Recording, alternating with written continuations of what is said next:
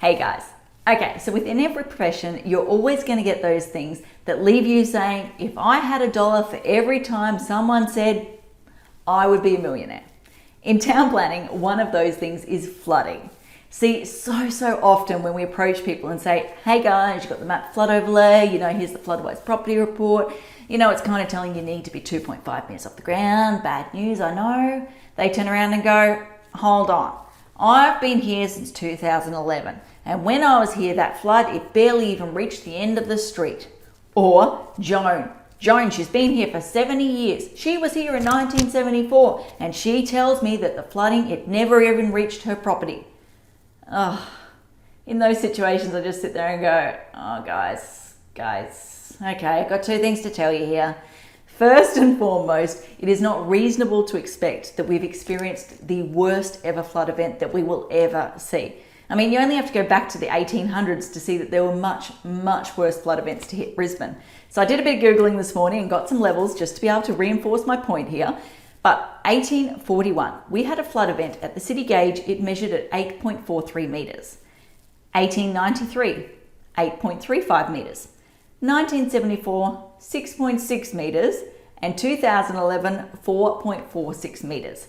So if we take the two extremes there, 1841 with 8.43 metres and 2011 with 4.46 metres, that's just under 4 metres difference. So clearly there is a massive difference between those two flood events.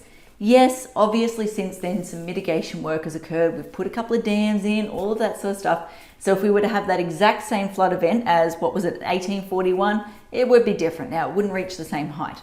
But the point I'm trying to make here is the most recent flood events that we've experienced are not an accurate representation of the worst flood events we've ever seen, and therefore the worst flood events we are likely to see in the future.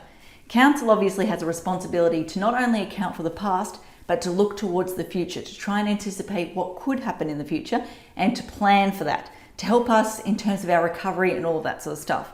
So yes, the first point is you need to account for worse flood events. Now, the second point I want to get across is that each and every flood event is different.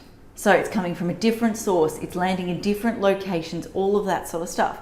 I mean, you only need to look at the Brisbane River flood that occurred in 2011. It was a Brisbane River flood, as the name suggests. So basically it was water backing up from the Brisbane River that was flowing down from those western sort of areas.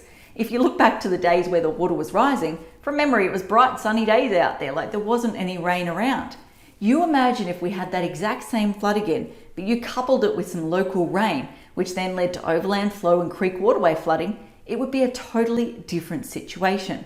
So yes, your property may not have flooded back in 2011, may not have flooded back in 1974, but if you had those two flood events again, coupled with a bit of different sort of rain coming in different locations, it could be a totally different scenario. So, moral of the story, or the point I want to get across today, is just because your property hasn't flooded in the past does not mean it will not flood in the future, because it could be different magnitude flood, different location that the water's falling in, different type of flood, all of that sort of stuff. So that is why, if you look at your Floodwise property report, you may see a higher number than you're actually expecting. Unfortunately, there is no way around that. Okay, I think that covers off everything I want to talk about today. As I always say, until next time, thanks for watching. For all you red tape lovers out there, I have one thing to say. Well, no, actually, I've got three. Number one, the advice provided in these videos is general in nature. It's not site specific. You would be a silly Billy to go and make financial decisions based on this advice without first checking with the town planner. Don't be a silly Billy. Number two, Brisbane town planning is in no way linked to Brisbane City Council. The views expressed in these videos are my own, not council's. So if you don't like them, blame me, not council.